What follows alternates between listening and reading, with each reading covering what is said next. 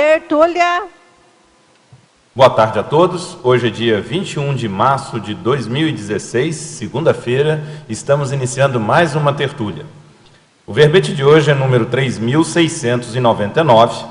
Ele é constituído de 4 páginas, 42 logias e 8 máximos.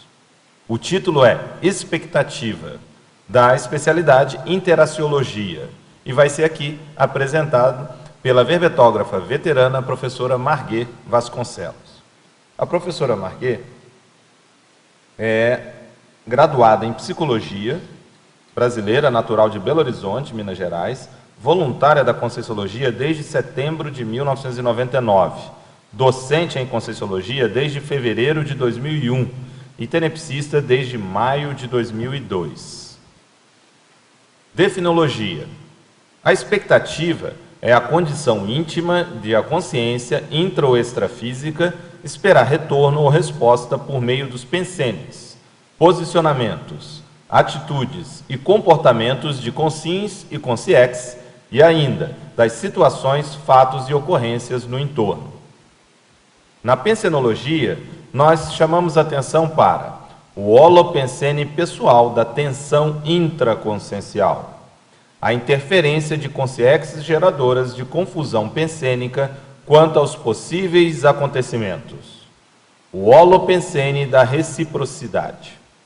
Na fatologia, indicamos a expectativa, a distorção na análise da situação e das probabilidades quanto aos resultados esperados, o ângulo de visão, os filtros mentais pessoais, a ausência de planos pelo medo da frustração, a falta de autocriticidade, a autoinserção no fluxo do cosmos, a sintonia com a autoproex.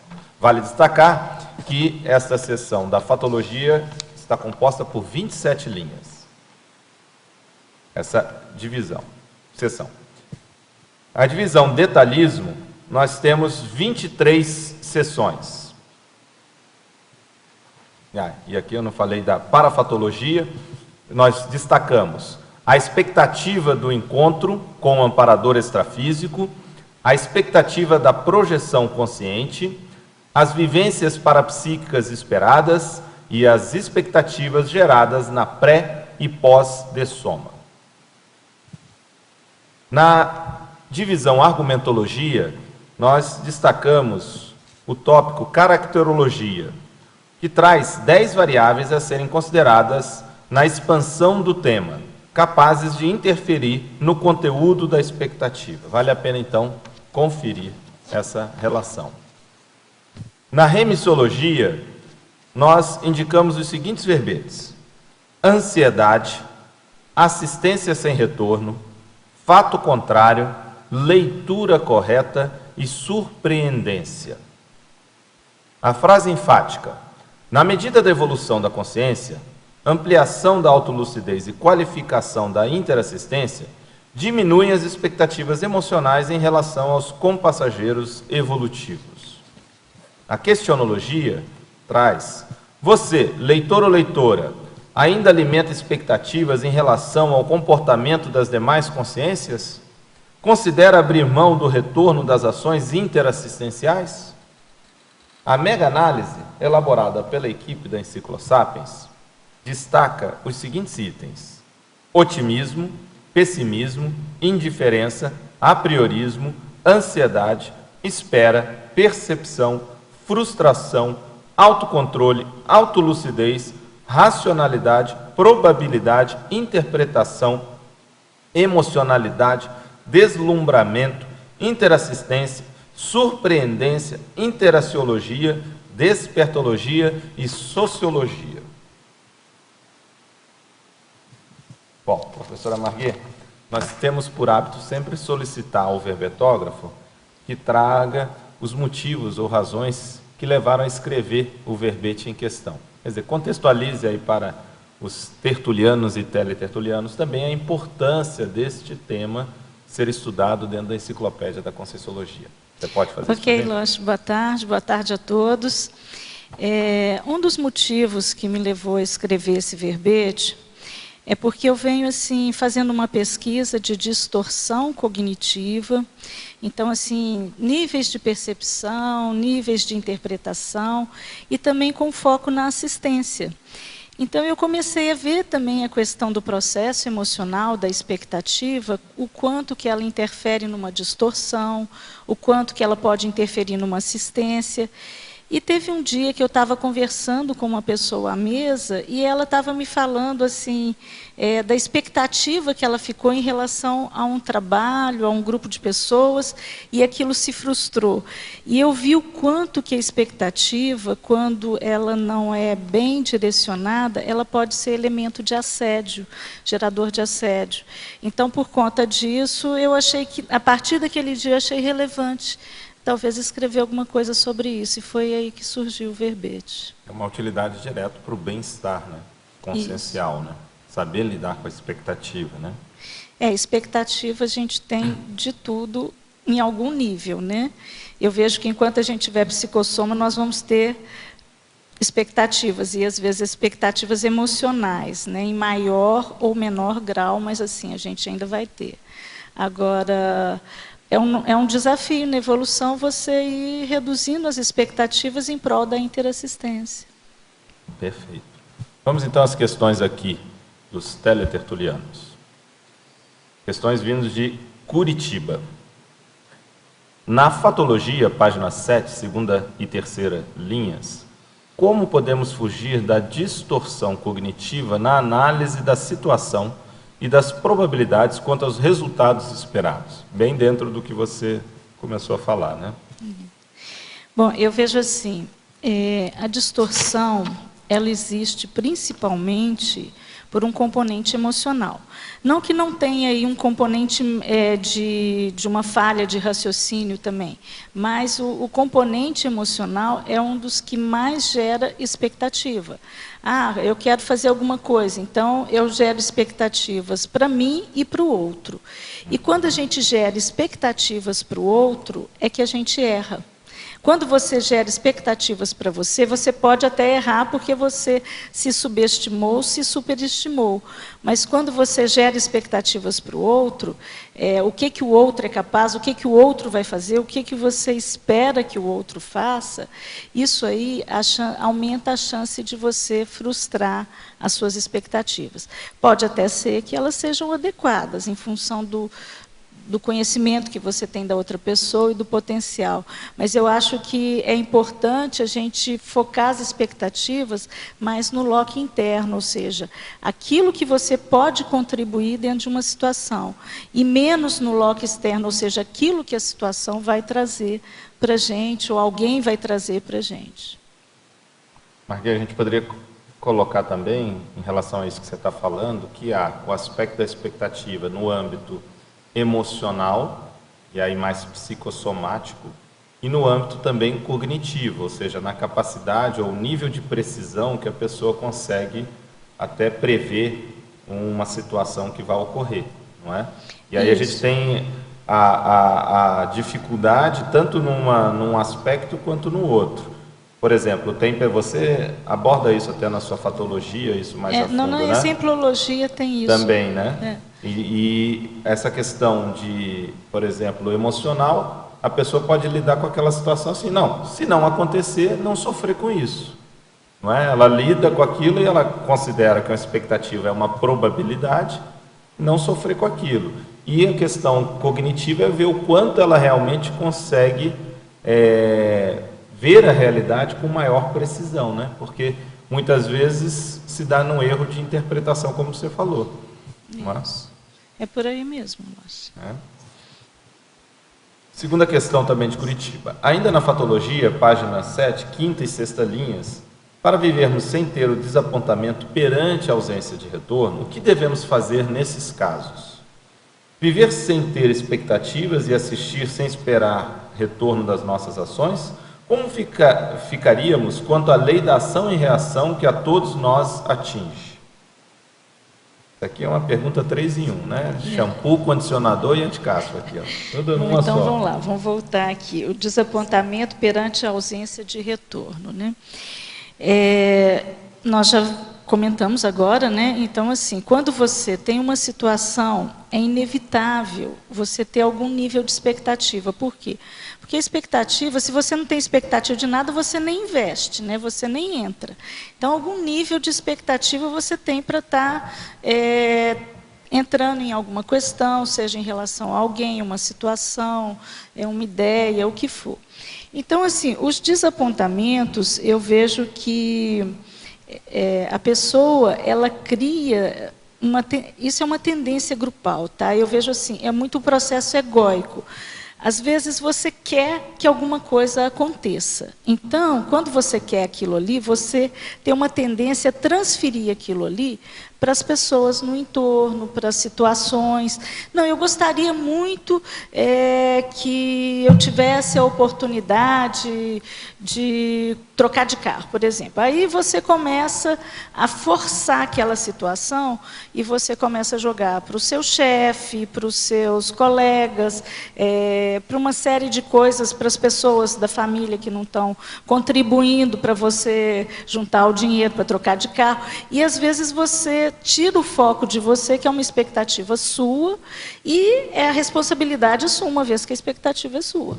Então, às vezes, a pessoa ela joga a expectativa dela para o entorno, e aquilo vira um argumento, uma justificativa, caso ela não consiga, ou então uma forma até de cobrança, ou então um desapontamento. Ah, fulano de tal não me ajudou, né? A situação não foi favorável. Mas aí, às vezes, ela tira um pouco o foco da responsabilidade dela, em cima da própria expectativa. Okay. Agora uma questão de Niterói, no Rio de Janeiro. Na fotologia, página 7, 18ª linha, 8ª linha de baixo para cima, essa eu não entendi. É a mesma coisa. Só trocou, né? Favor aprofundar sobre o item, os experimentos geradores da ansiedade. Ok. Quando você tem uma expectativa, você vai trabalhar para aquilo acontecer. Dependendo da forma como você lida com aquilo ali pode gerar mais ou menos ansiedade.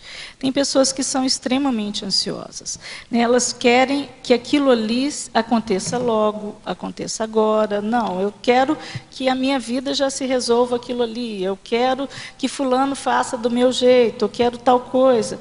Então, a pessoa, ela tem uma certa ansiedade, que aí é o processo da pessoa não saber esperar, não saber o momento certo, o contexto adequado, né? Então, tem mais relação com isso aí. Perfeito. Agora uma questão de São Paulo. Na pensenologia, página 7, 2ª linha. Poderia explicar a interferência de consciências geradoras de confusão pensênica quanto aos possíveis acontecimentos?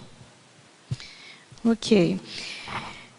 Se a gente for pensar dentro do paradigma multidimensional, a gente está o tempo todo acompanhado. Então, nós sempre temos algum nível de companhia, seja de amparador, de guia cego, de assediador. Se você está mal resolvido, se você está com problemas, dependendo de como andam os seus pensamentos, os seus pensenes, aquilo ali pode atrair consciências mais patológicas. E, obviamente, que elas vão interferir mais ainda no seu processo de expectativa, inadequando, ou seja, vai gerar um nível de distorção aí, porque o que a gente percebe? Que o assédio, ele tem muita distorção cognitiva. Então, ele gera uma pressão em cima do outro, porque ele vê uma pequena fração da realidade. Em geral, o assédio, ele vê muito o processo do próprio ego. Então, ele faz essa pressão em cima da consim, né, interferindo muitas vezes no nível de expectativa que ela tem. Por exemplo, você tem lá um trabalho grupal. Então, esse trabalho, se você estiver bem conectado com o amparo de função, essa conexão esse nível de expectativa pode ser voltado para a interassistencialidade. E se você tiver, dependendo da sua pensenidade, esse nível de expectativa pode ser voltado para o processo egóico, né? Que aí é onde você não está vendo o outro, você quer resolver o problema ali a seu modo, está pensando só em você, está pensando no seu processo pessoal, ou na autoimagem, uma série de coisas, e é onde você abre brecha para assédio entrar e ampliar essa expectativa de modo negativo. Agora, você considera que a pessoa ter dificuldade de lidar com a perda, isso pode amplificar a expectativa? Quer dizer, ou a dificuldade de lidar com a expectativa? Porque a pessoa espera um certo resultado. Se ela não lida bem com a perda, nesse caso, não acontecer, não ocorrer aquele resultado, aquilo tem um alto índice de frustração, né? Isso. As pessoas têm dificuldade de lidar com a perda pela dificuldade do abrir mão, né? Isso, desapego. O desapego. Então, assim,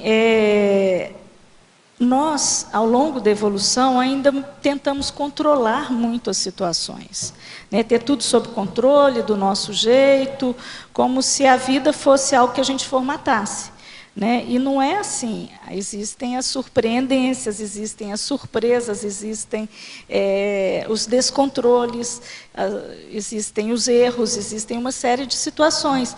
E se você não lidar, não tivesse com foco muito na solução e ficar muito no problema da situação, que aquela situação gerou, você vai ter dificuldade em lidar com as frustrações. Aí entra a vitimização, entra um monte de outras questões, né, que a pessoa ela tem uma tendência a vitimizar, dificuldade de lidar com a perda, ela quer controlar as coisas, tem que ser desse jeito, agora fugiu do meu controle, meu mundo caiu, e não é por aí. A vida é um experimento o tempo inteiro, isso aqui é um teatro, né, para a nossa evolução. Então, a vida é o tempo todo um experimento.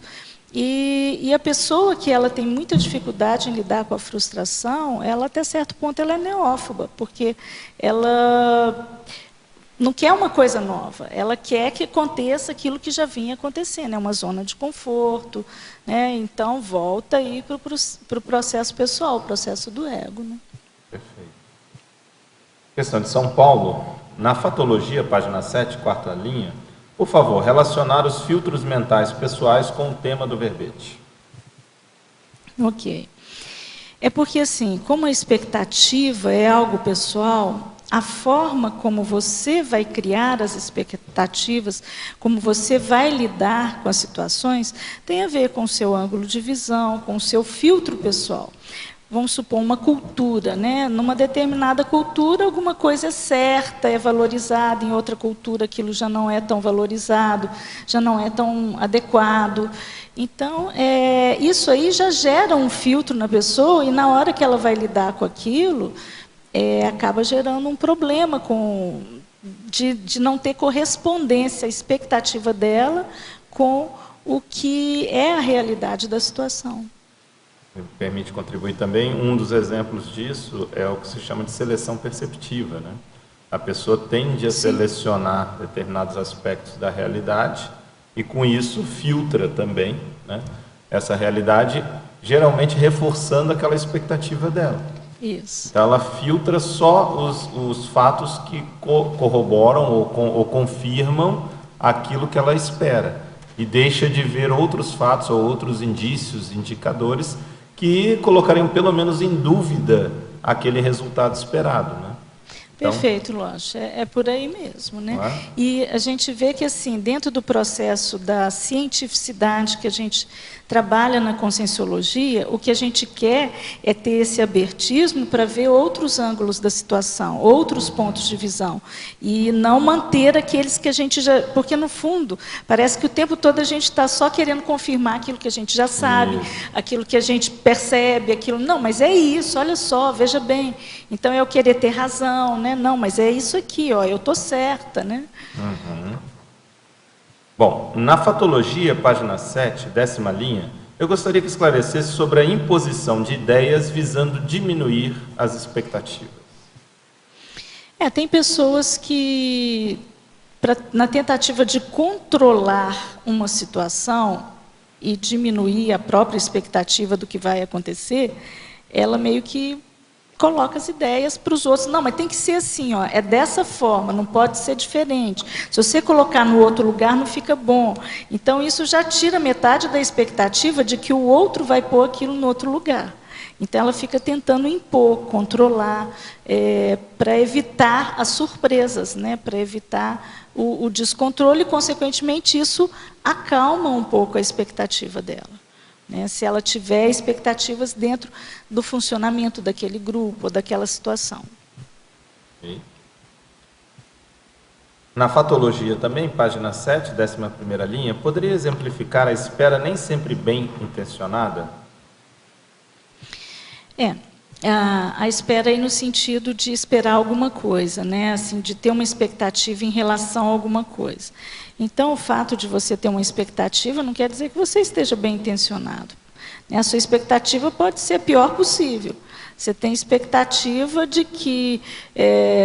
não vou nem muito longe, né? Hoje em dia tem a política aí, né? Eu estava pensando nisso. Acho que ficou no ar. Só que tem coisa bem intencionada nessa expectativa. Tem bem intencionada e tem muita coisa mal intencionada aí, entendeu? Então, se você pensar por esse ângulo, nem todas as expectativas das pessoas, do que elas querem, do que elas procuram alcançar, são bem intencionadas. Eu acho que você tocou num ponto, esse seu verbete ele está muito sincrônico, que há uma expectativa coletiva. Estamos falando aí, são milhões de pessoas, sobretudo brasileiros. Nós estamos vivendo esse momento de expectativa, né?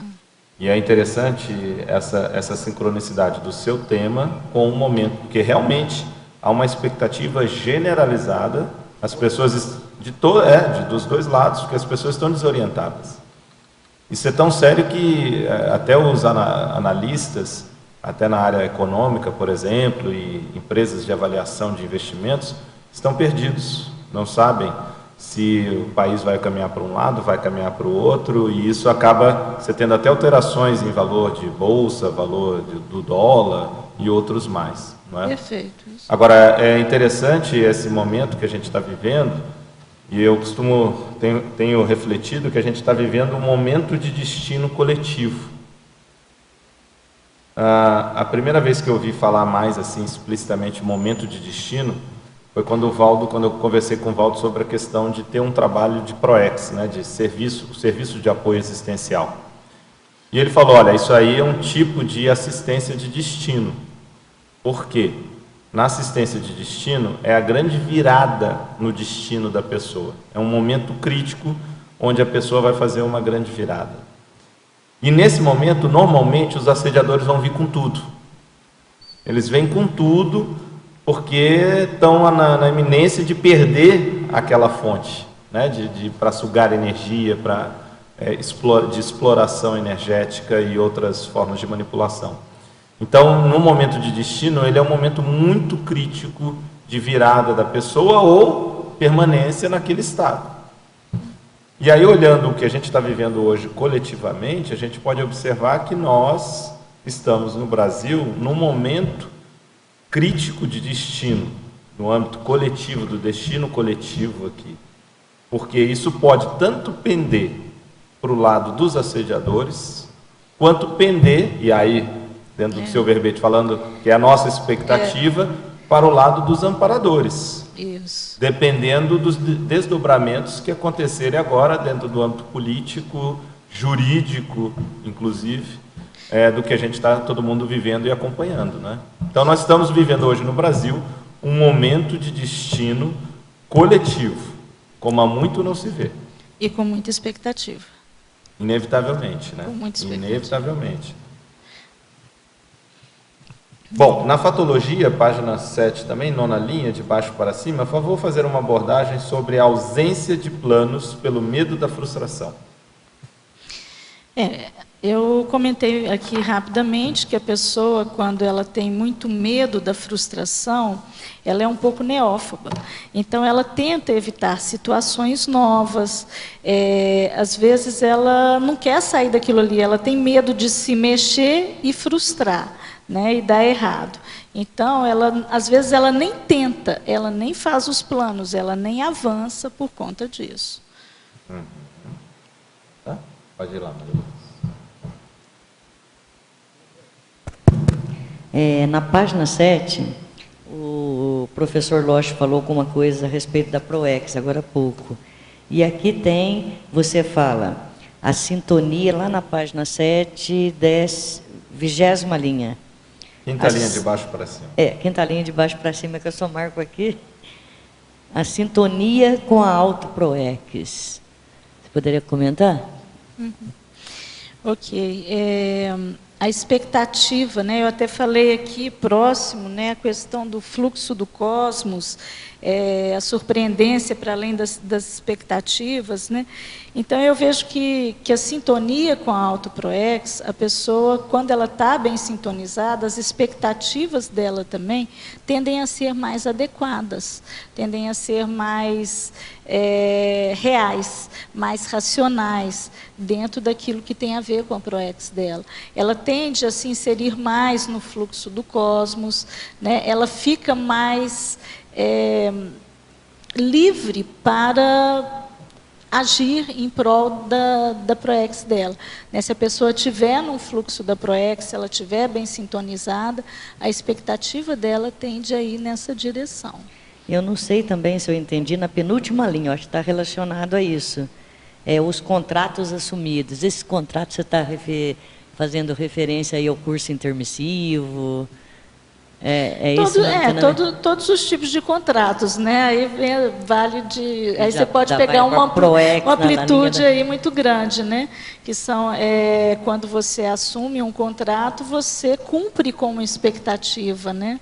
Então você ali, assumi o contrato, fechei o contrato, finalizei a questão, né? Concluí a situação.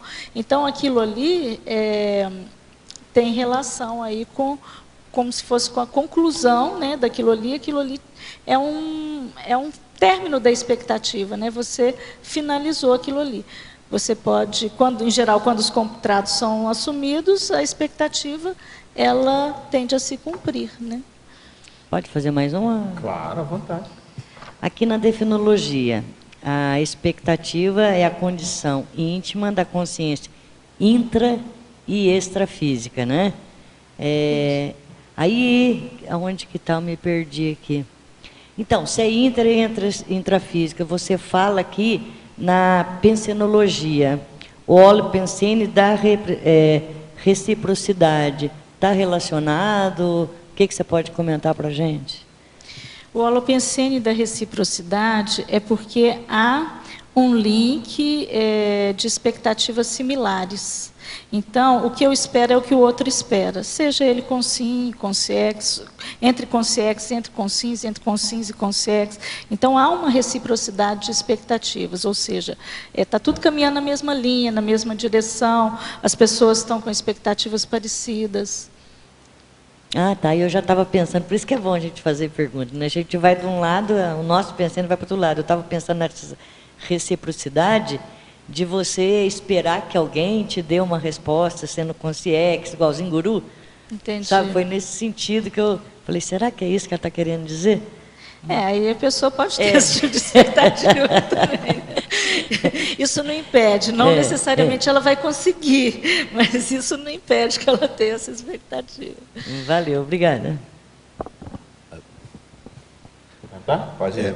Aproveitando que estamos na fatologia, eu queria que você ampliasse 2 conceitos aqui, pequenos, com relação ao título do verbete, que são os solilóquios, precisa a linha 18, e a última linha, a vivência do perdão, relacionando com a expectativa. O solilóquio é a pensenidade da pessoa, né? Aquilo que ela pensa com ela mesma, né? Fica ali naquela... que eu espero de uma situação, tudo com ela mesma. Então, a expectativa ela vai estar meio implícita ali no solilóquio da pessoa, né?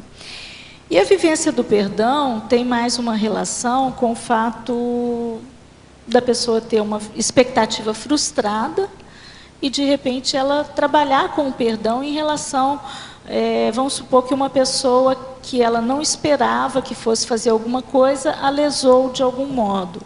Então, às vezes, ao invés dela ficar ali remoendo alguma coisa, como é que a pessoa não percebeu, ou como é que fez aquilo, vai levando para o lado da indignação, da raiva, da mágoa, do que for, ela trabalhar o perdão, do tipo assim, errar é humano, todo mundo vai cometer, todas as pessoas vão cometer erros, né? A vida é cheia de surpresas, o meu nível de comprometimento não é igual, necessariamente igual ao nível de comprometimento do outro, e por aí você vai uma série de questões que você pode levantar aí e que, nesse contexto, o melhor é você jogar as melhores energias para a pessoa e seguir em frente.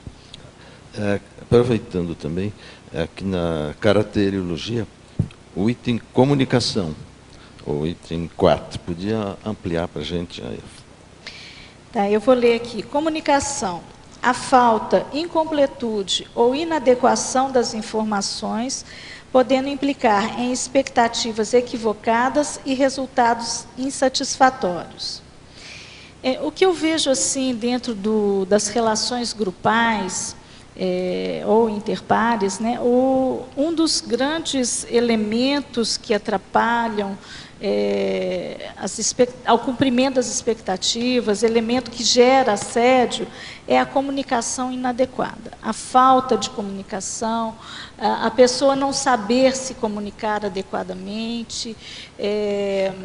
Então, a forma como ela coloca aquilo ali, né, às vezes a pessoa ela não quer trazer uma informação porque ela não quer entrar muito no assunto, mas às vezes aquela informação era fundamental para desassediar o processo. Então, se ela não traz uma informação, aquilo ali pode gerar uma série de incompreensões também, né? A pessoa não compreender por que aconteceu tal coisa, por que aquilo foi para outra direção ao invés daquela que eu esperava. Então, às vezes, isso tudo, a base disso tudo aí, às vezes, é comunicação, né? A falta de comunicação ou a comunicação indevida. Questão também de São Paulo, na parafatologia, página 8, segunda e terceira linha, a verbetógrafa poderia citar a sua experiência pessoal relacionada com a expectativa da projeção consciente e o medo do assediador extrafísico? Essas expectativas, elas são comuns, principalmente quando a pessoa está começando a mexer com o parapsiquismo dela. Então, às vezes, ela quer sair do corpo, ela está treinando, está tentando técnicas, e às vezes ela tem aquela expectativa, agora vai, não, agora eu vou conseguir sair. Ela começa a ver os sinais precursores e ela acha que ali ela vai sair, e às vezes não sai. Então, às vezes, aquilo gera uma frustração, né? Na expectativa ela pode até persistir, vir com mais vontade, ou ela pode desistir, dependendo do nível aí, de dedicação da pessoa, né? E o outro é o medo do assediador extrafísico. Tem pessoas que têm medo da consciência que aproxima, porque o assediador, a energia dele é entrópica. Em geral, ele é mal intencionado. Então, aquilo ali, quando chega perto da pessoa, nem todo mundo sabe lidar bem com isso. E até a pessoa ter um pouco mais de gabarito, né, eu vejo que é experiência mesmo e despojamento. Vontade de assistir, despojamento no sentido de tentar ver como é que pode resolver a situação, estar mais aberta para aquilo ali, mais aberta para a informação que chega, né? E é comum, tá? É a condição do medo do assediador. Mas, com o tempo, a pessoa vai aprendendo a lidar. À medida que ela vai tendo experiências, ela vai aprendendo a lidar com tudo isso. Muito, você abordou essa questão do medo, né? De alguma forma, em vários momentos do seu verbete, você toca nas causas disso. Porque a pessoa ela tem uma expectativa que é irreal, né? Isso. Ela, às vezes, inclusive, amplifica aquele, se a gente falar de um termo mais técnico, o objeto fóbico, ou seja, a fonte que gera medo, de uma maneira que não corresponde à realidade.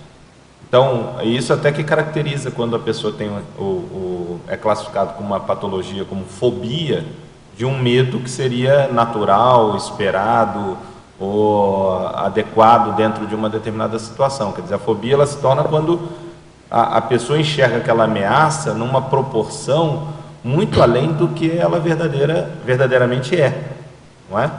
Aí, fazendo um paralelo, a pessoa pode viajar de avião e cair, o avião cair, claro, isso tem essa possibilidade. Mas quando é que passa a ser fobia de viajar de avião?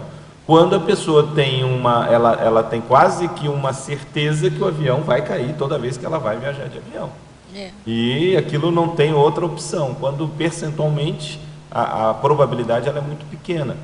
Então, a ameaça existe? Existe, mas não na probabilidade que a pessoa percebe, ou pelo menos emocionalmente, aquilo se manifesta. Em relação ao assediador, ocorre muitas vezes o mesmo. A pessoa tem o medo, já ela cria uma expectativa, não é? Em relação ao que a força daquele assediador, a intenção daquele assediador, e muitas vezes ela deixa de ver, esquece dessa situação, que o assediador, na verdade, precisa ser assistido. Então a gente tem o assistido mesmo, propriamente dito, mas tem o assediador, que também é um tipo de assistido. Então a pessoa, aí entra o filtro mental que você fala. Então o filtro intraconsciencial, ela não consegue ver o assediador enquanto assistido, e sim enquanto ameaça. A gente vai ver a pessoa, por exemplo, um veterano na TENEPS que chega na condição de uma UFIEX, o que ele vai ter na UFIEX dele? Vai ter muito assediador. Mega assediador. Né? Mega assediador. E o tenepsista também. Então essa é a condição que a gente tem que começar a ver aí qual é o filtro, ou qual é a lente que a gente está utilizando, né? Esse medo vai muito por essa condição de sempre ver o assediador como uma ameaça, quando na verdade ele também é uma consciência que precisa de ajuda. Eu acho que dentro disso aí é muito interessante a gente pensar que todos nós, em algum nível, temos um percentual de assediador, de guia cego e de amparador ao longo da evolução. Quando a gente chegar lá no serenismo, provavelmente a gente vai estar só como amparador, mas até lá, né, os níveis lá do evoluciólogo, do serenão, a gente ainda vai ter percentuais onde a gente é um assediador. É quando a nossa intenção não está tão bem qualificada. E só que a gente é tão inteligente, ou que a gente tem mecanismos de defesa que às vezes não deixa nem a gente perceber aquela intenção que está ali subliminar. Então, às vezes, a gente tem intenções subliminares que são expressões egóicas, né, de interesses próprios, e que a gente não percebe até que ponto que a gente está sendo um assediador do outro. E a gente pode estar sendo um assediador do outro. Então, não precisa ser aquele assediador que chega com aquela energia horrorosa, fechada, para poder te lesar, não. A gente também ainda tem mecanismos que a gente não se dá conta e que a gente atua como assediador. O negócio que eu vejo é assim, que a gente vai melhorando aos pouquinhos, vai tendo mais atitudes de amparo, até que a gente vira um bom amparador, até que a gente chega lá no serenismo. Mas a gente ainda vai trabalhando com as nossas características de guia cego e de assediador, falando ao longo da vida. Em medo de consciência, casualmente ontem um apresentador de televisão entrevistando uma grande atriz, ela falou claramente que tem medo do escuro, não dorme com luz apagada, antes de dormir ela verifica embaixo da cama, tudo por medo de consciência. Eu achei impressionante essa declaração dela assim em público, uma atriz conhecida, né? Então isso aí é muito comum. Interessante. E a gente tem que ver também o seguinte, o nosso passado não é muito limpinho, nem muito bonitinho. Então, nós vamos ter ainda alguns ajustes ao longo das vidas, reencontrando consciências que não vão querer o nosso bem, porque a gente não deixou um rastro muito bonitinho. E se elas aparecem e querem cobrar, isso pode causar medo. Por quê? Porque inconscientemente, energeticamente, você sabe que você deve. Né? Mas, embora isso é uma coisa parapsíquica, mas conscientemente, lucidamente, às vezes a pessoa não tem essa explicação. Então, o medo vem também disso aí. Né? As pessoas gostariam muito que houvesse uma espécie de Photoshop serexológico, né? Gostei. Onde a pessoa Gostei pudesse dar uma maquiada, né? Geralmente elas fazem isso até, né? A tentativa de usar um Photoshop serexológico. Então, sempre no passado ela foi ótima, foi uma boa pessoa e nunca cometeu nada de errado, né? Tudo é uma questão de injustiça da evolução, né? Ou intriga da oposição, Também, mas não né? tem, né? Bom, neossinapsiologia, página 8, o que se pode falar sobre a criação de neossinapses na superação do ansiosismo e das incertezas? Bom, a criação de neossinapses na superação do ansiosismo é o seguinte. Primeiro, às vezes as pessoas elas têm expectativas de que tudo seja para ontem, né? Não é nem para hoje. Ah, eu quero alguma coisa. Então a pessoa ela já quer logo que aquilo se realize e que já aconteça tudo. E se aquilo não acontece, a pessoa fica triste, sei lá, toma atitudes que a deixam, às vezes, até desistindo de alguma questão. Mas o que eu vejo, assim, a pessoa saber que as coisas não acontecem da noite para o dia. Existe um movimento que, primeiro, é um movimento interno, de posicionamento, de saber o que a pessoa quer. Depois, tem um movimento externo. O movimento externo, você vai fazer a sua parte, e tem uma parte que depende do outro, ou do contexto, ou da situação, ou do ambiente, e isso a gente não controla. Então, a gente aprender a lidar com as incertezas, porque a vida, você não tem certeza de nada, você pode acordar, cair, machucar e dessomar. E você não tem certeza de nada, você pode atravessar a rua e ser atropelado. Por outro lado, você cria todo o contexto para que você olhe antes de atravessar a rua, você acorda, às vezes levanta com um certo cuidado. Então, você pode ter as precauções. Mas eu vejo que a ansiedade ela é muito da pessoa que tem dificuldade em aceitar que as coisas não são exatamente como ela gostaria que fossem. Então, ela vai criando uma ansiedade. Tem que ser agora, tem que ser desse jeito. Isso que você está trazendo é quando o locus de controle interno ele é exagerado. Isso. Porque o locus de controle, para chegar ele tem que ser equilibrado. Uma boa parte do que acontece na sua vida, realmente você é a razão, é a causa, mas nem tudo. Quando a pessoa faz a patologia, né, nessa percepção do locus de controle, quando tudo depende dela, isso cria uma cobrança, né, e uma expectativa exacerbada, inadequada, porque realmente a pessoa não tem controle de tudo. Então, aquela tendência a querer controlar tudo, a pessoa tem que reconhecer que isso não é possível. Tem um nível de influência, impacto? Obviamente que tem, mas nem tudo, claro que não. Né? Então, aí quando ela aprende a lidar com isso, ela vai lidar melhor com a ansiedade, né? Outra coisa também que eu vejo que é um fator que às vezes as pessoas têm uma tendência, é assim, ela teve uma experiência, ela teve uma informação, ela teve uma vivência extrafísica e ela já quer classificar tudo no hoje, no agora, e às vezes isso é uma coisa que ela vai ter assim, lá na frente é que aquilo ali vai se configurar. Então a pessoa ela tenta forçar a situação toda para o ontem, né? Ou seja, para o agora, para o imediato, para o mais próximo possível.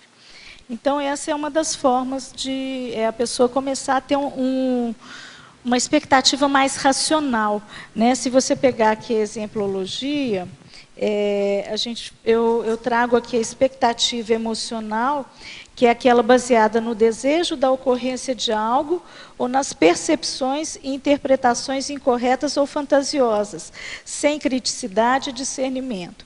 E a expectativa racional é aquela proveniente da análise coerente e crítica, considerando fatos passados, tendências futuras, com prevalência do discernimento.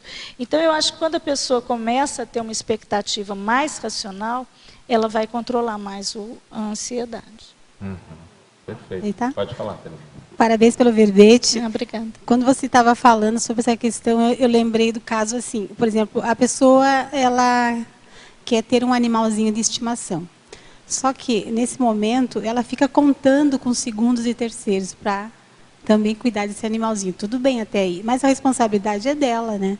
Então, assim, não ficar na expectativa de esperar que o outro vai assumir depois a sua responsabilidade. Estou dando um pequeno exemplo, né? Sim. Né, essa ansiedade que a pessoa às vezes fica numa situação crítica depois, né? Então a programação das coisas a gente tem que ter o pé no chão, né? Hoje principalmente, né? Não ficar nessa questão de ficar ali à espera de alguém que possa fazer as coisas por ti. Mas enfim, era isso que eu queria dar, mas eu quero aproveitar e te perguntar mais umas duas coisinhas aqui. Ok. Na fatologia, na página 7, na 11ª linha, de baixo para cima. As expectativas ativando mecanismos de defesa do ego. Achei muito interessante essa tua colocação aqui. Tá. Qual linha? 11ª linha? 11ª, de baixo para cima. De baixo para cima, tá. As expectativas ativando mecanismos de defesa do ego. A pessoa, ela tem mecanismos. O mecanismo de defesa do ego, a gente vê que são formas de agir, de atuar, de comportar, de pensar, que a pessoa não se dá conta, mas que aquilo é uma tentativa de autodefesa, né? Diferente de uma autocorrupção, que a gente fala que a autocorrupção já é quando a pessoa já tem lucidez para aquilo que ela está fazendo.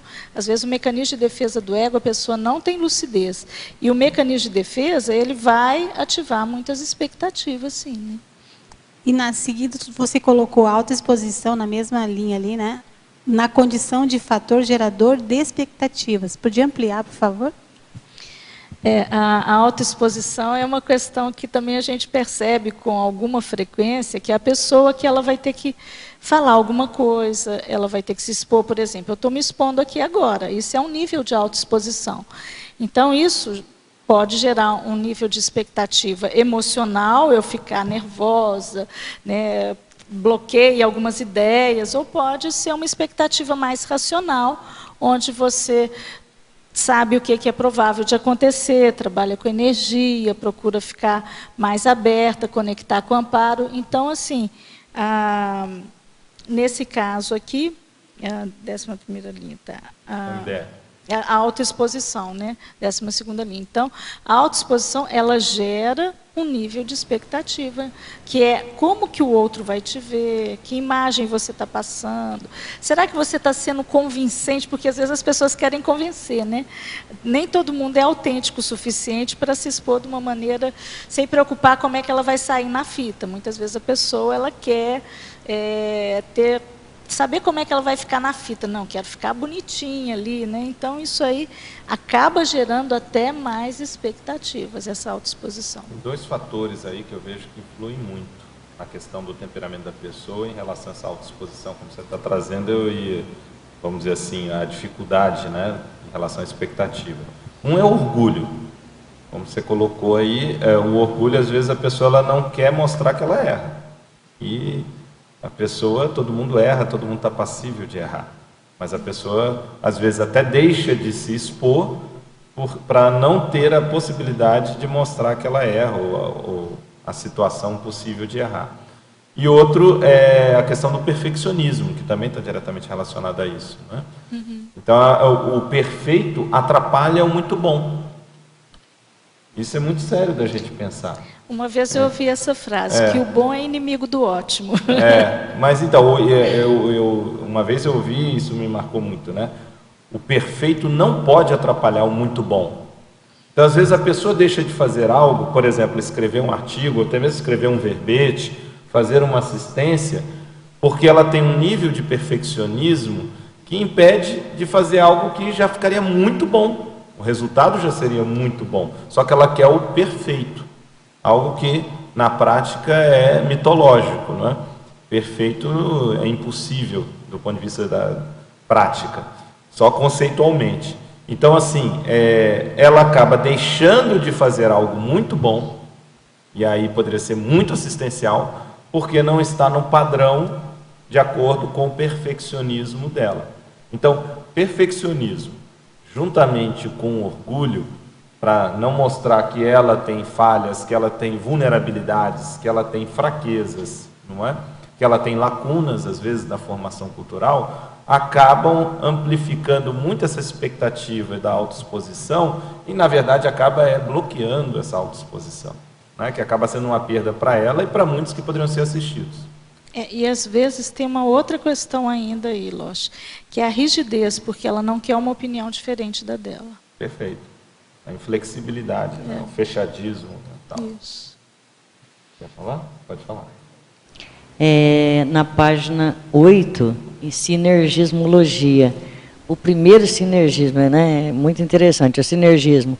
Ausência de expectativa, potencialização da interassistência. Aí entra o melhor para todos. É isso que você quis dizer? Comenta para nós. Sim, porque quando você vai fazer uma assistência, você não pode ter uma expectativa de como o outro vai se comportar, ou como que você gostaria que o outro fizesse.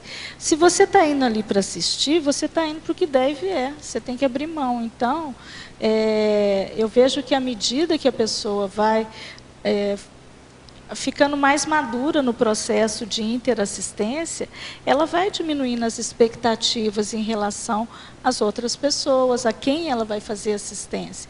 E pensar sempre também na interassistência, porque não é só você que faz assistência, você também recebe uma assistência em troca.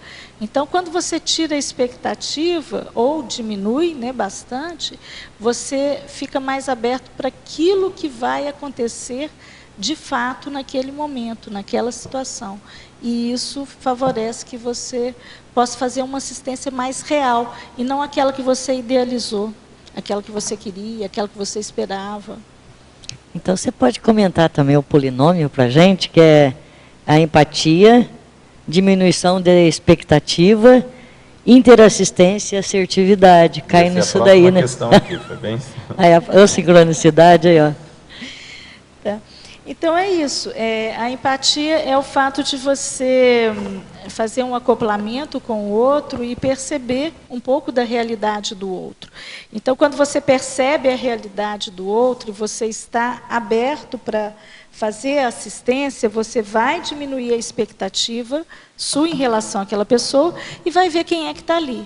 E isso aumenta a chance de assertividade. Se você quer fazer assistência, não, eu quero fazer assistência dessa forma. Então, que assistência vai fazer? Você tem que fazer assistência para aquilo que o outro precisa. Então, aí você já muda, já entra a diminuição da expectativa, a empatia, essa questão. Na caracterologia, página 9, favor comentar os seguintes itens. 2, apriorismo. 5, ego. 7, motivação. E 9, rigor. Se quiser, eu vou repetindo conforme você for respondendo. O primeiro é apriorismo. Apriorismo, item 2. As ideias pré-existentes podendo facilitar ou dificultar a aceitação de novas condições, afetando expectativas. Então, a pessoa, quando ela já tem uma formatação das questões na cabeça dela, ela já tem uma ideia a priori, ela já tem um conceito prévio, um pré-conceito, a tendência dependendo do que for o assunto, aquilo ali pode dificultar ela captar novas ideias, ela ficar aberta para a situação, ou, dependendo, às vezes, aquilo que ela tem, pode ser até um facilitador naquele momento, porque é o que precisa para a situação. Mas o que eu vejo é que toda ideia muito fechada, muito pré-concebida, que a pessoa não está disposta a mudar, isso pode ser um dificultador. Mas sempre vamos ter alguma ideia a priori. Tá? E essa ideia a priori, ela pode ser um elemento facilitador ou dificultador. O item 5, o ego, é isso? O fato de a síntese de toda expectativa ser íntima e pessoal, mesmo havendo metas grupais, podendo ser elemento facilitador ou dificultador das análises. Mesmo que o grupo tenha, vamos supor que você está inserido num trabalho grupal, numa situação grupal, mesmo que o grupo tenha lá uma meta, um objetivo, uma expectativa de desempenho do grupo, você tem a sua meta, você tem a sua expectativa. Então, antes de você ser o elemento do grupo, você é o elemento de você para você mesmo, né? Aquilo que você espera daquela situação. Então, isso aí pode ser um facilitador ou um dificultador. O 7, motivação, né? O nível de interesse gerador da expectativa podendo funcionar como elemento propulsor da ação. Se a pessoa estiver com uma grande expectativa, a tendência é ela se mexer mais, porque ela quer fazer aquilo acontecer. Né? Então, e isso pode ser um elemento que vai ajudar na motivação dela. Então, mais um elemento ali, né? Ela quer fazer acontecer. E o outro é o rigor, né? O item 9, foi isso? Isso. As auto- e heterocobranças excessivas podendo prejudicar a real percepção dos limites dos envolvidos. Quando a pessoa cobra muito de si, às vezes você pode ter uma ideia equivocada de si mesmo, daquilo que você dá conta, daquilo que você não dá conta, e às vezes você cobra muito de si, se coloca numa situação de estresse, por exemplo, negativo, bem negativa, e aquilo ali você pode não dar conta, né? Então isso aí vai prejudicar a sua real percepção dos limites pessoais, né? E as heterocobranças, a mesma coisa. Às vezes você quer que o outro faça alguma coisa ou espera que o outro faça alguma coisa, mas aquilo ali, às vezes, está muito além do que é possível naquele momento. Então, isso aí também pode prejudicar a real percepção daquilo que o outro é capaz de fazer. Ok. Margê, parabéns pelo verbete. Ok, obrigada. Na página 7, na fatologia, na 11ª linha de cima para baixo. Arrogância, impondo aos demais a satisfação das expectativas pessoais. Você pode falar, por favor, isso aí que eu não entendi muito bem. Tá. Pessoas mais arrogantes, né? Elas têm uma tendência a querer impor alguma coisa para o outro. Vão pensar aqui na monarquia, por exemplo, né? Então, se você pensar que as pessoas têm ali um nível de arrogância, eu estou acima do resto, eu vou impor algo para o outro, né? O outro vai ter que satisfazer as minhas expectativas, né? Então, isso pode acontecer quando você está numa condição, muitas vezes de superioridade, né? Seja até por função, por cargo, por hierarquia, ou pelo próprio perfil da pessoa. Né? Mas eu vejo que aí tem o perfil indissociado, né? Que é o perfil da pessoa, o temperamento dela, que a arrogância, ela tende a impor para o outro alguma coisa que ela quer que o outro faça de qualquer jeito. Então, ela não está muito preocupada se o outro dá conta, se ele... Né? Atendeu às expectativas dele, né? Mas como o outro fica, ela não leva em consideração. Isso, é por aí. E agora uma questão de Jaboticabal, no estado de São Paulo. Professora Maria, gostei muito do verbete. Na verdade, gosto de todos que são apresentados no tertuliário. Agora, em relação à expectativa, é algo que deve ser de forma moderada, nem nada e nem muito. Seria isso? A expectativa ideal ela é utópica. Né? Eu vejo que a tendência é a gente ir para uma expectativa mais racional, do ponto de vista, se você pensar na assistência, se você pensar em algo mais real. Né? Mas é difícil você dizer, por exemplo, será que o evoluciólogo não tem nenhuma expectativa em relação a gente? Mas qual que é o nível da expectativa dele? Então, eu vejo que é ter uma expectativa real, e ela não necessariamente ela é muito ou pouco, ela é real ou irreal, ela é emocional ou racional, é mais nesse sentido. Agora, a gente poderia até associar dentro dessa pergunta dele também aquela questão, né, do caminho do meio, né? In medium virtus est, ou seja, nem o exagerado, não é? Que aí caminha para o que você falou, do racional, né? Nem exagerado, nem também, às vezes, então não vou ter expectativa nenhuma. Então, para ela não se frustrar, ela não pensa nenhuma probabilidade futura, que também é algo errado, não é? Quer dizer, você pode lidar com expectativas. Se a pessoa, por exemplo, está fazendo o tratamento de uma certa doença, um tratamento lá que foi orientado e que ela começou a fazer. Ela tem uma expectativa de melhora, há uma probabilidade, dependendo da doença, dependendo do tratamento, dependendo da pessoa, essa probabilidade pode ser maior, pode ser menor, mas há uma expectativa, ela pode até ter um nível de otimismo que tudo vai ocorrer de maneira positiva, ou seja, vai haver a remissão daquela doença. Gera até mais motivação, né? Justamente. Então, e aí, claro que esse grau vai variar de situação para situação, né? De contexto para contexto. Mas ausência, como a priori, ausência total de expectativa ou expectativa exagerada também não funciona, né? Então, aquele princípio básico da antiguidade, né? O caminho do meio, né? Justamente se ajustar ali mais adequadamente, né? E eu vejo também assim que a ausência de expectativa é a falta de envolvimento, pode ser indiferença. Não tem expectativa nenhuma, então aquilo não vai te interessar. Porque alguma expectativa a gente vai ter em relação ao que a gente faz. Claro. Pelo menos no meu nível de entendimento hoje é assim, né? Eu acho que é difícil você tirar totalmente a expectativa. Uma pessoa escrever um livro, ela tem uma expectativa que as pessoas leiam, né?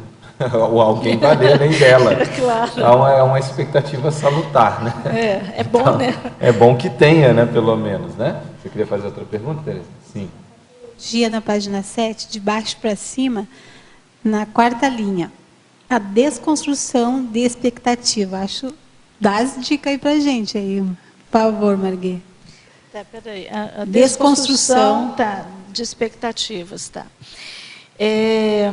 Aí, no caso, você vai desconstruir expectativas quando muitas vezes elas estão inadequadas, exageradas, né? E pode ter esse elemento aí. Vamos supor que você percebeu que aquela situação ali, ela não vai para aquele lado que você queria. Então, você tem que desconstruir a sua expectativa também, né? Mas aquela pessoa que não tem essa consciência, como que ela pode fazer essa desconstrução?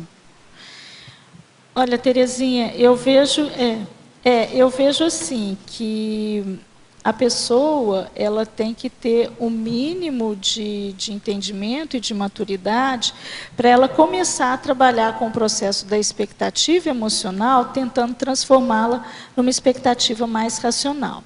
É bobagem você esperar, eu vou fazer aqui uma analogia grosseira, que o seu cachorro vai entender determinada coisa. Então, tem certos níveis evolutivos que a gente tem que respeitar, né? Então, você também não pode esperar que o outro seja aquilo que você gostaria ou acha que ele daria conta de ser.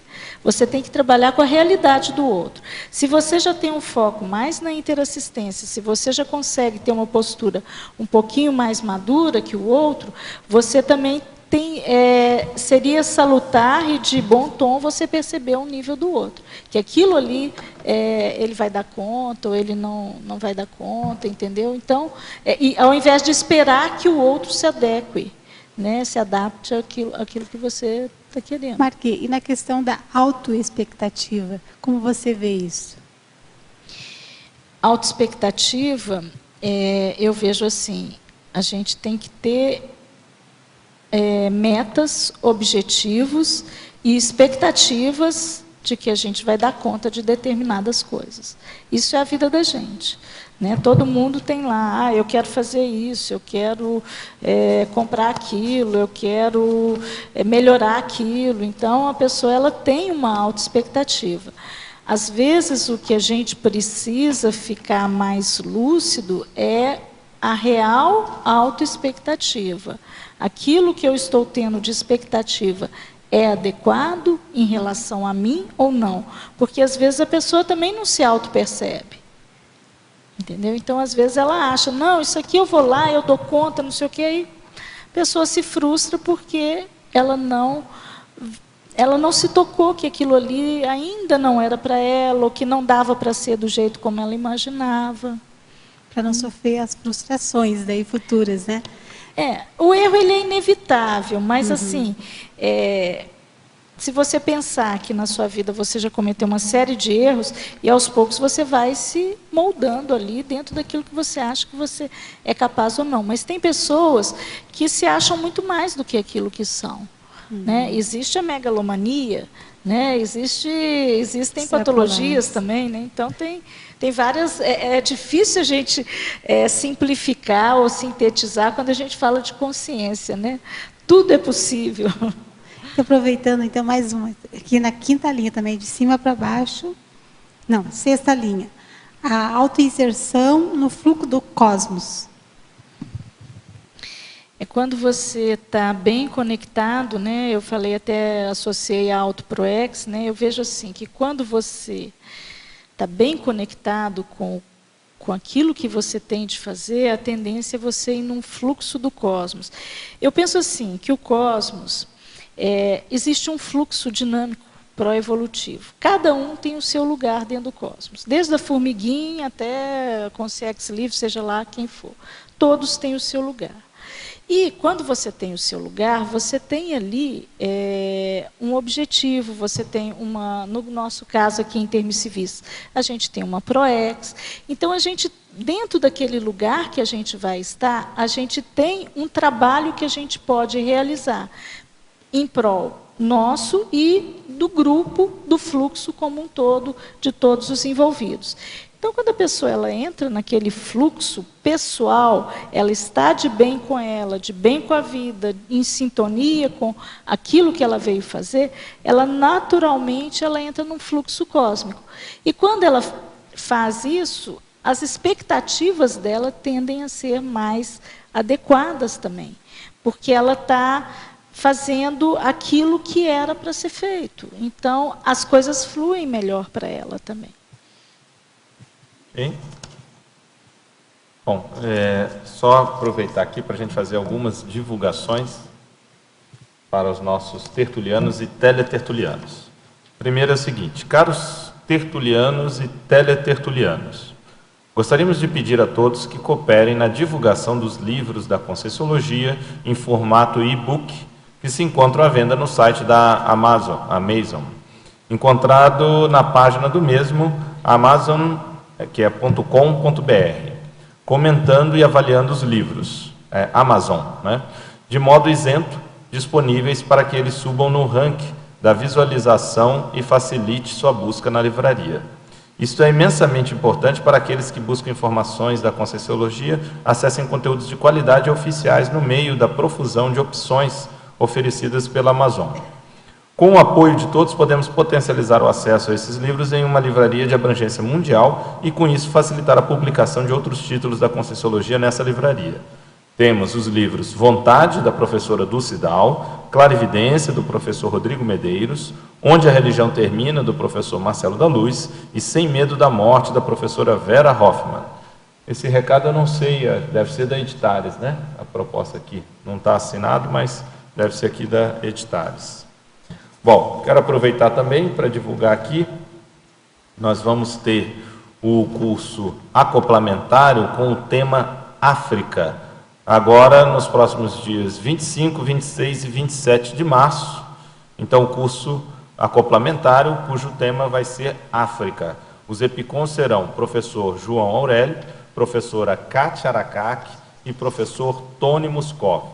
Eles todos estão ligados aí na IC de intercâmbio da Conscienciologia, estão atuando diretamente com a África. Então, vale a pena participar. Também vamos ter aqui um curso da Juriscons, cujo tema é Teáticas da Autolibertação Evolutiva, que ocorrerá nos dias 26 e 27 também deste mês, agora, 26 e 27 de março, aqui no Discernimento, na sede aqui da Juriscons.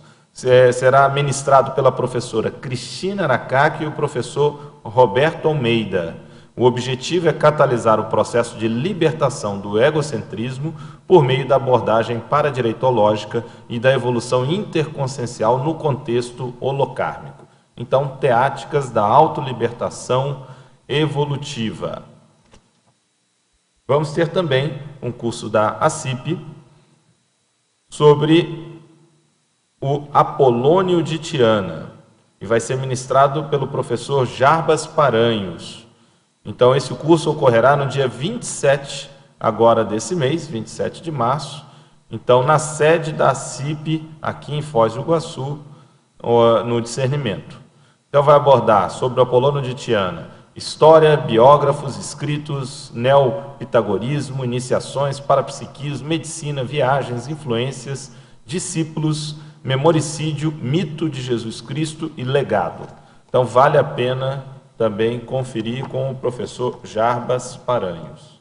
Nós vamos ter também curso do IPC, que é o ECP2, aqui em Foz do Iguaçu, do dia 29 de abril a 1º de maio, com o EPICOM, professor Marcelo Silva. Então, o curso ECP2, extensão em Conscienciologia e Projeciologia, aqui em Foz do Iguaçu, mais especificamente no Hotel Mabu Interludium, o hotel da Cognópolis. Vamos ter um outro evento agora já em abril, elaborado aqui, realizado pela Consecutivos, que é sobre a Marie Corelli, Teoria e Prática da Personalidade Consecutiva.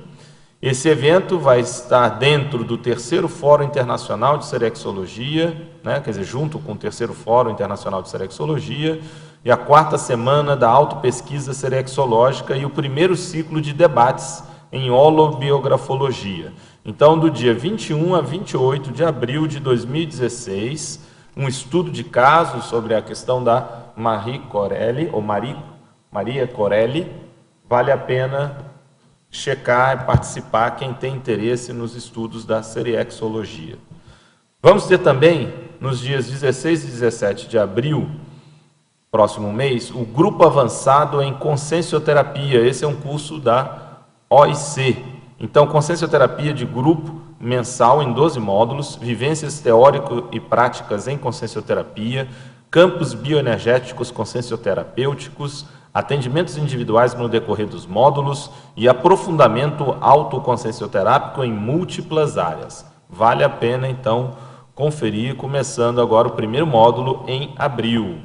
Os consciencioterapeutas serão professora Gláucia Menezes, professor Juliano de Rosso e a professora Cici Lopes. E também gostaríamos de chamar a atenção para um evento aqui da Holoteca e CAEC, que é a Prova da Imagística, que ocorrerá no dia 8 de maio de 2016. Vale a pena ressaltar, é a 13ª edição. Então, essa prova da imagística visa aprimorar as capacidades cognitivas através do desenvolvimento de atributos como associação de ideias, concentração, criatividade, cultura geral, detalhismo, imaginação, memória e raciocínio lógico. Então, vale a pena participar no dia 8 de maio de 2016, das 8 ao meio-dia, aqui no auditório do CIAEC. Então, esses são os recadinhos que eu gostaria aqui de passar.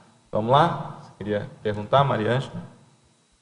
Página 9, em caracterologia, você pode ampliar o item 8?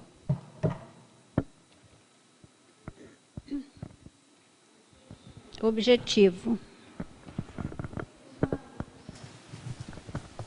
Os valores, intenções e níveis de cosmoética repercutindo nas escolhas e expectativas. A expectativa, ela é gerada em cima daquilo que é importante para você, aquilo que tem algum valor para você. E, muitas vezes, tem relação com o seu nível de cosmoética e a sua intenção. Na realidade, está tudo mais ou menos implícito ali, né? Qual o objetivo? Aquele objetivo você quer alcançar o quê? Né? O que você espera? Então, ali você vai criar uma expectativa, né? E vai estar implícito essas questões aí. Os valores pessoais, muitas vezes os princípios pessoais, a intenção da pessoa, o nível de cosmoética dela, né? O que ela quer com aquela expectativa, né? Então, isso aí, para alcançar aquele objetivo dela, o que ela quer, né? O que está por trás ali. Então, é nesse sentido. Ok? Agora, uma outra questão de Jaboticabal, também, no estado de São Paulo. Eu também gostaria de saber qual é a visão da Conscienciologia em relação aos ensinos de Buda, Siddhartha Gautama, que nunca se colocou como um deus ou realizou milagres. Ele teria feito um trabalho prévio na área conscienciológica? Tanto que hoje há dois tipos de budismo, um bem religioso, que é o tibetano, e o japonês, que é mais como uma visão de escola do que religião em si. Olha, a Conscienciologia ela é mais recente enquanto ciência. Ela pega muitas coisas, aproveitou muitas questões que já existiram, que existem ao longo da história da humanidade, de filosofia, de ensinamentos, de coisas que são positivas para a evolução da consciência. Agora, Buda não tem nada a ver com a Conscienciologia. Buda é uma coisa que existiu naquela época, naquele contexto, e que foi importante para aquele grupo. Né? Hoje, o que a gente vê a Conscienciologia, a gente está querendo fazer um upgrade de tudo isso que a gente já vivenciou, já participou no passado. Então, a gente fez meio que um conjunto aí de ideias e estamos aperfeiçoando, buscando um foco mais científico, de autoexperimentação, de questionar as ideias que já existem. Bom, as ideias de Buda lá, algumas coisas são interessantes, sim, mas será que dá para aproveitar tudo? Então, isso é um questionamento que a gente tem de fazer. Porque aí você vai ter mais o foco de cientista e não de pegar aquela coisa pronta de um guru, de alguém que falou alguma coisa e aquilo é válido eternamente. Então, não é isso. A evolução ela é dinâmica, as ideias elas mudam, os conceitos eles se aperfeiçoam, eles se aprimoram, as experiências elas norteiam as ações das pessoas, os novos focos, as novas ideias. Então, é nesse sentido. Agora, a Conscienciologia é uma coisa mais nova, né, uma coisa mais recente. Foi uma proposição até do professor Valdo, que propôs enquanto ciência. Né, em 88, através do 86, né, o Tratado da Projeciologia, foi quando ele propôs enquanto ciência. Foi Na verdade, vem antes. Veio no livro Projeções da Consciência. Veio antes, veio no Projeções da Consciência 71. 79, não, que ele lançou? Eu acho que a primeira edição é 81. A primeira edição é 81? As experiências são de 79. Tá. Mas o livro é publicado em 81, se eu não me engano. Então, eu vejo essa diferença aí, que é bem clara. Perfeito. E vale lembrar que nós trabalhamos aqui na Conscienciologia com o princípio da descrença. Então, o que significa? Não acredite em nada. Tenha você suas próprias experiências.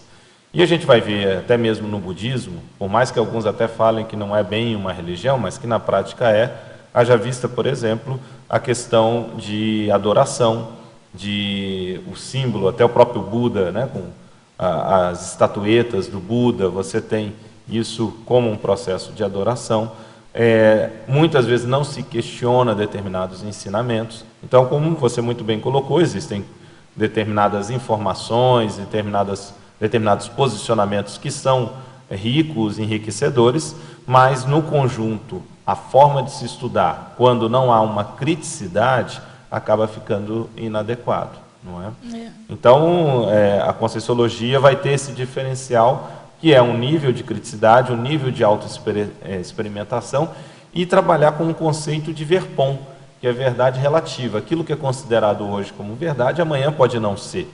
Esse é o próprio desenvolvimento da ciência, de uma forma geral. Então, trabalhar com isso. E tendo como um fator de parâmetro principal para se comprovar, para se admitir algo, que é justamente a experiência pessoal. Né? Esse é o fator, aí um dos fatores principais que a Conscienciologia vai utilizar na abordagem de qualquer tema, de qualquer assunto. Né? Então, isso já faz um diferencial enorme. Né? Porque para você interessa a sua experiência principalmente, em primeiro lugar. A experiência do outro, ela pode até te acrescentar alguma coisa, mas a sua é fundamental para a sua evolução. A vivência daquilo.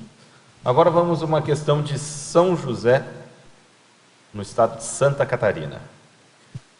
Na Fatologia, página 7, nona linha, favor comentar sobre as evocações nocivas originadas das expectativas. E, se possível, fazer um contraponto com a letra de uma música do Renato Russo em que diz: se você quiser alguém em quem confiar, confie em si mesmo. Quem acredita sempre alcança. As evocações nocivas originadas das expectativas. Nem todas as expectativas vão fazer evocações nocivas, mas existem expectativas onde a pessoa faz uma evocação. Por quê? Porque ela tem um nível de exigência, ela pode ter um contrapensene, ela pode ter aí algum exagero em relação àquilo que ela quer, de fato. Então, eu acho que isso aí pode gerar uma evocação nociva de outras consciências, né? E no caso de outras consciências. A letra do Renato Russo, Confie em Si Mesmo, né? Eu não seria tão radical assim, não. Senão eu não sei se a gente pode só confiar na gente, porque senão a gente não confiaria no serenão e nem na consciência. Exemplo, o amparador de Tenebres. Não vai confiar no amparador de Tenebres? A confiança ela é fundamental. Fundamental. E eu vejo assim, que às vezes é mais difícil você confiar em você mesmo do que confiar numa outra consciência que é mais evoluída. Por exemplo, um serenão, uma consciência livre. Então, assim, eu acho que não é tanto por aí, não. Agora, me permite só acrescentar, tem um aspecto muito importante para a gente fazer uma diferenciação entre confiança e fé, né? Ou acreditar. Isso é importante. Na confiança, os fatos mudam a cognição. Na fé, a cognição muda os fatos. Os fatos, isso essa é uma diferença muito séria. Então, quando você tem confiança, não quer dizer que seja fé. Apesar de, etimologicamente, confiança derivar, até certo ponto, de fé, daí confiança tem a ver justamente com o processo de fé, mas o significado mesmo não tem relação direta com a fé. Ou seja, ela permite uma possibilidade de mudança. E na fé, não. Na fé acontece de uma outra forma, a pessoa altera a realidade, a percepção da realidade. Na confiança, não. Os fatos mudam a percepção que a pessoa tem. E nem sempre você querer alguma coisa e ficar firme naquilo é garantia de que você vai alcançar aquilo. Porque a vida ela é dinâmica. Às vezes as coisas mudam, o contexto muda e a pessoa fica naquele pensene ali retrógrado, antigo, que ela já deveria ter mudado, já deveria ter atualizado, já deveria ter tido mais flexibilidade, ela fica buscando aquilo ali de uma maneira equivocada. Então, a gente tem que ter muito cuidado com isso também, porque eu vejo que é a pessoa ficar atenta ao momento, ao contexto, ao que está acontecendo, para ela ver se aquela linha que ela está buscando vale a pena ela continuar. Perfeito. Na Fatologia, página 7, 11ª linha, como ocorrem as expectativas ativando mecanismos de defesa do ego? Acho que você já abordou isso de alguma forma, né? Passamos adiante? Você quer falar? Você que sabe. Não, pode passar adiante. Na Sinergismologia, página 8, 1ª linha. Favor ampliar sobre o sinergismo, ausência de expectativa, potencialização da interassistência. Esse aqui também foi falado, né, que é a pessoa diminuir as expectativas em relação à assistência que ela vai fazer. Ela está mais aberta para o outro, para o que ela vai encontrar, e não para aquilo que ela gostaria de encontrar ou que ela gostaria de fazer. Então, quando a pessoa fica mais aberta, a tendência é ela qualificar, melhorar a interassistência. Perfeito.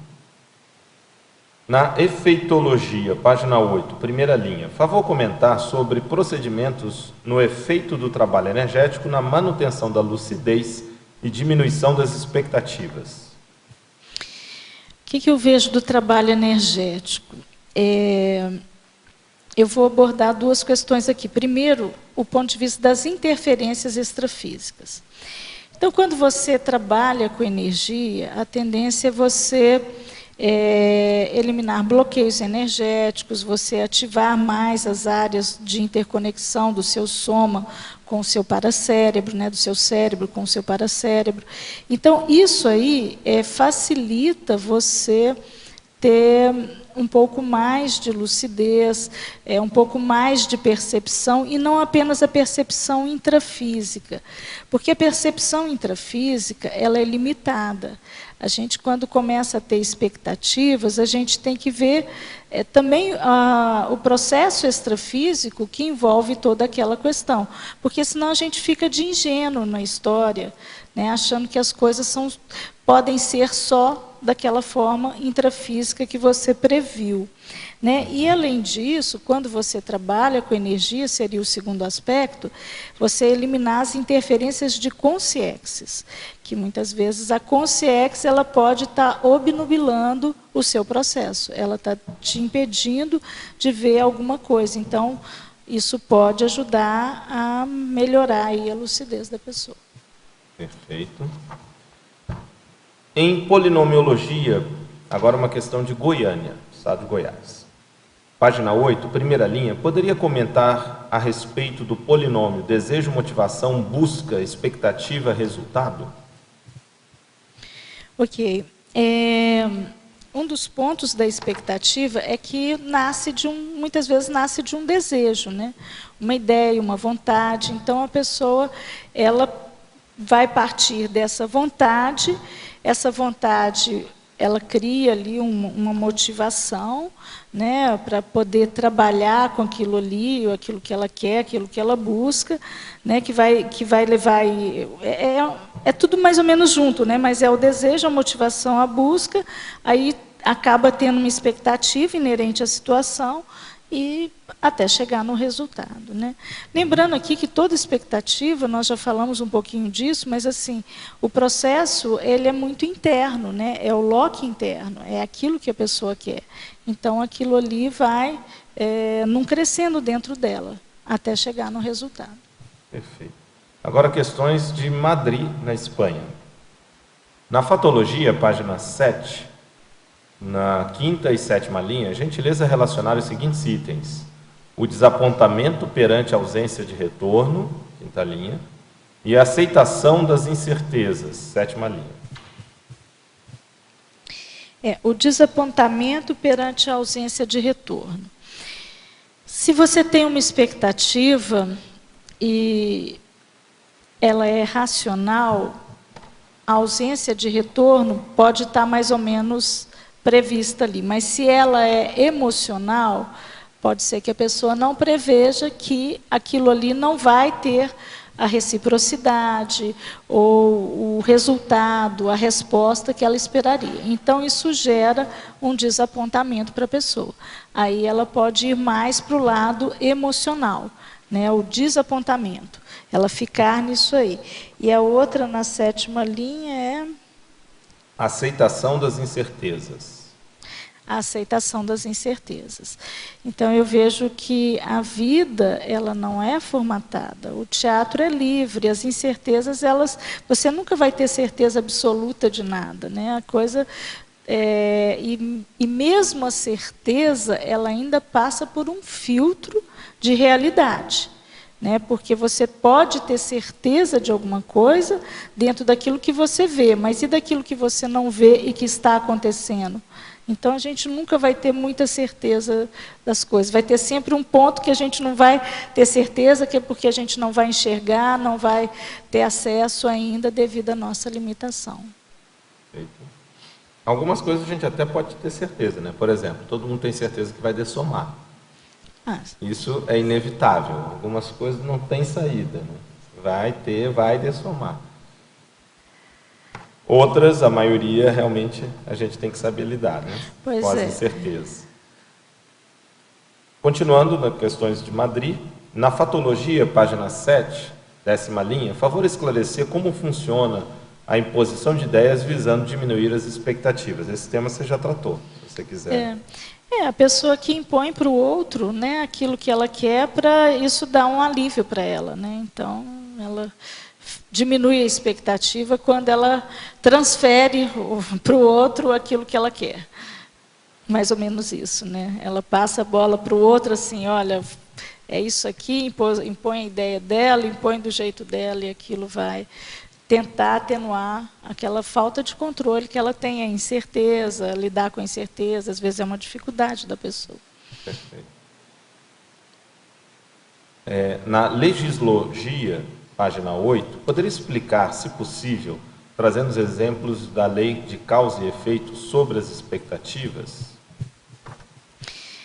A lei de causa e efeito é uma lei que rege tudo que a gente faz aqui, né? Então, você tem uma responsabilidade sobre o que você fez, não importa se foi nessa vida ou em outra, mas aquilo ali vai ter um efeito em algum momento.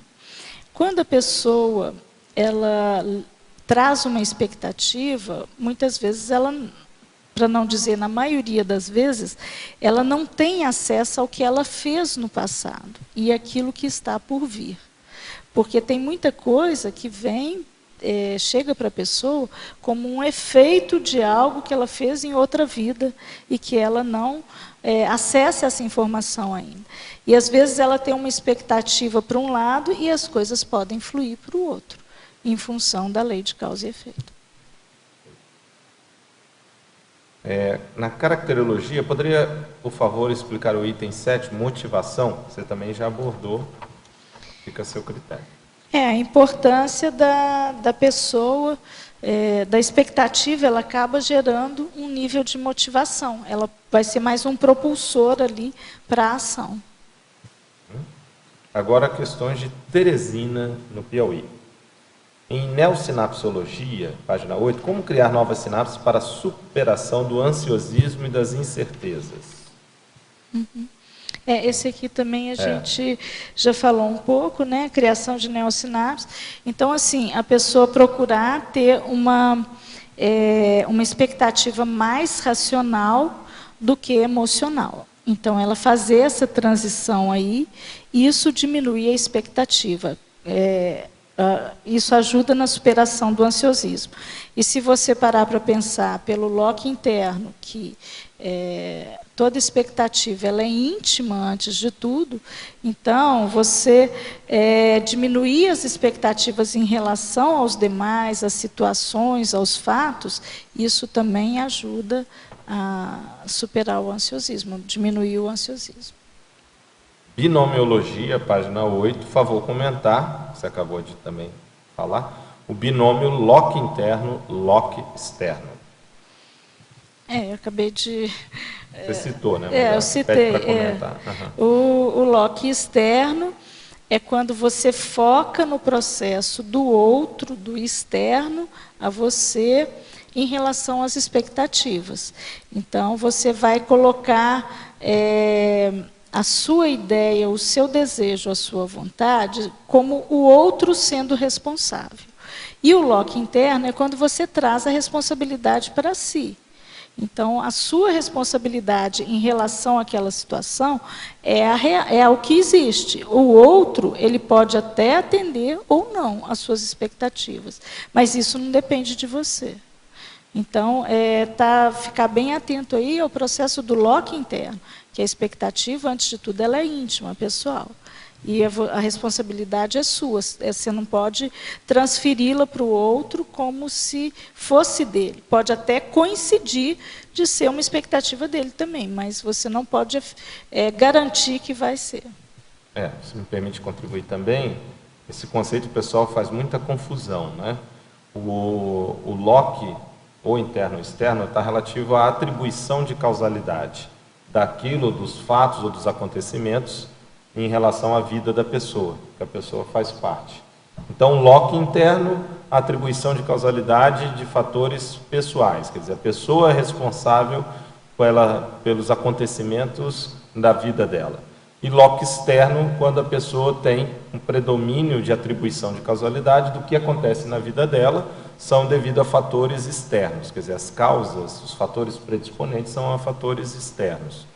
O ideal é um equilíbrio disso, claro, tendendo para a pessoa ser mais o Locke interno, mas não totalmente, né? Como a gente já até discutiu aqui mais cedo, não totalmente, porque senão a pessoa também acha, e o megalomaníaco, por exemplo, ele acha que tudo ele é que vai fazer, que as coisas vão acontecer, tudo em função dele, quando ele não consegue justamente ver que existem fatores além dele, né, que vão influir nos acontecimentos. Então, é muito importante a gente ter essa noção de atribuição de causalidade, que a pessoa pode considerar tanto fatores externos quanto fatores internos, né? E dentro do processo da expectativa racional, você vai ter esse peso aí. O que aconteceu no passado, a tendência futura, e isso vai dar um norte para a medida da sua expectativa. Isso, perfeito. Eu posso falar um pouquinho? Tu estava falando sobre a exemplologia, né? Que tu fala ali sobre a expectativa racional, né? Acho que é bem interessante que você colocou aqui, que faz uma distinção bem grande da expectativa emocional para a racional. Será que tu poderia ampliar para a gente mais, assim, falar alguma coisa? A expectativa emocional é aquela baseada no desejo da ocorrência de algo ou nas percepções e interpretações incorretas ou fantasiosas, sem criticidade e discernimento. Já a expectativa racional é aquela proveniente da análise coerente e crítica, considerando fatos passados e tendências futuras, com prevalência do discernimento. Bom, nós temos psicossoma. Psicossoma é o corpo emocional. A gente vai burilando ele ao longo da evolução. Então, a tendência, à medida que a consciência vai ficando mais madura, é ela ir trocando essa expectativa emocional por uma expectativa mais racional e coerente, né? Isso, se você considerar um nível de maturidade, não é aquela expectativa fuga, né? Sou totalmente racional, porque tem gente que é assim, né? Que é aquela racionalidade que para não ver o processo emocional. Não é essa, é a racionalidade madura, né? Onde a pessoa ela começa a ver o processo, a tendência que aquilo ali tem de acontecer, né? Qual que é a probabilidade? Né? E a pessoa, quando ela é muito emocional, ela tem uma série de filtros, ela tem a vontade dela, ela tem o processo dela. Né? Então, a pessoa ela ainda está muito com o processo, muitas vezes, focado no ego. Né? Tem uma coisa interessante que eu acho que ajuda a expandir aí, é a questão do zoom. Sabe o zoom da lente? Então, quando você está muito emocional, o zoom fica tudo grande, sabe? Fica tudo enorme. Porque você vê as coisas de uma forma diferente. Você vê a coisa, às vezes, tudo envolvendo o processo do ego, então aquilo fica grande. Quando você está mais racional, o zoom parece que fica o zoom adequado, no tamanho adequado ali da pessoa. Então, você deixa de supervalorizar determinadas coisas que você supervaloriza no processo emocional. Você quer mais? Obrigada. Vai lá. Eu gostaria que ela ampliasse um pouco na 13ª linha da fatuística, página 7, a atribuição de culpa pelo retorno frustrado, e na 14ª linha em seguida, a acusação despropositada. Aí nós vamos falar um pouquinho da pessoa que tem o lock externo, né? Então, ela... olha, isso aqui deu tudo errado, mas não fui eu não, viu? O problema é do outro. Então, assim, é fácil, né, você achar culpados, né? Agora, a pessoa, quando ela quer resolver, ela foca na solução. Ela não está preocupada em ter razão e nem achar os culpados. Ela está preocupada em resolver, em achar a melhor situação, melhor entendimento naquele contexto ali, como lidar melhor com a situação, né? Então, esse é um ponto. O outro, qual que era? 14ª. A acusação despropositada. Tem também o filtro mental aí, que a pessoa, pela expectativa dela, ela imaginou, ela teve uma distorção cognitiva ali, ela achou que aquilo era adequado, que aquilo estava dimensionado, e ela atribui dentro da cabeça dela, ela criou todo um contexto, mas a pessoa fez isso, fez aquilo, desencadeou aquilo, e ela é culpada, pronto, chegou. Mas tudo na cabeça dela, ela não viu os fatos, ela não checou nada, então era uma expectativa que não se cumpriu, e ela já traduziu aquilo tudo dentro da própria cabeça, ela não foi de acordo com a realidade. Poderia sugerir uma técnica para superar o trafar do perfeccionismo? Eu acho assim que, eu não sei se eu teria uma técnica específica, mas uma coisa que eu acho que é importante para a pessoa fazer é uma lista de prioridades. O que é prioritário? Então, assim, o perfeccionista, ele perde tempo com aquilo que não é prioritário. Ele dá importância àquilo que já não tem importância. Ele excede muito, ele carrega nas tintas. Então, eu vejo que a pessoa começar a ter o foco assim, isso aqui é realmente importante? Se eu limpar, assim, a grosso modo, né, a pessoa que é perfeccionista com limpeza, será que se eu limpar o cantinho com cotonete é importante? O que isso vai causar de repercussão no resultado final? Então, às vezes, a pessoa ela carrega muito em coisas que não são necessárias, ela vai para o extremo, né? Uma outra sugestão também é a pessoa pensar mais no assistido. Porque normalmente o perfeccionismo é o quê? Manifestação do egoísmo. Porque a pessoa está pensando para ela. Então ela quer estar perfeita, ela quer fazer algo que seja o ideal do ideal do ideal, e não vê a real necessidade do assistido. Que às vezes tem uma questão de tempo, daquele momento precisa ser feito naquela hora, e a pessoa fica focada no como ela vai aparecer. Aí tem a ver com o que você falou da autoexposição, porque ela quer aparecer como perfeita. Então muito passa se ela tirar o foco dela e focar mais no assistido. É aquilo que ela pode fazer, olha, já vai ajudar bastante. Para quem está recebendo, aquilo já vai contribuir muito. Então a pessoa tem o foco no assistido e não simplesmente nela. Né? Isso ajuda muito. E ajuda, e é a visão traforista do outro, isso, né? Isso. Que é você ver o que o outro já está ajudando. Perfeito. Vamos lá, Maria Lucas. Página 8, na parafotologia, a última frase, até o Losch comentou agora, da certeza. Certeza todo mundo tem da morte, né? Até aquele que é cético. Ele pode não pensar na multidimensionalidade, mas ele sabe que vai acabar, que vai morrer.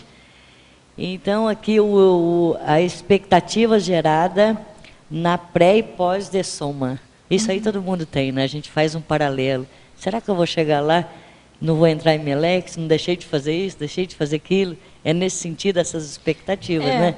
Quando você vem também, você tem lá um pacote, né, do que você vai fazer. Ó, eu vou nessa vida, nascer em tal família, vou ter tal desempenho, vou acontecer isso, vou fazer aquilo. Então, você tem uma expectativa de como vai ser a sua vida, né? Principalmente se teve uma programação prévia, uma proex, uma intermissão, onde a pessoa teve acesso ao que ela vai fazer na próxima vida.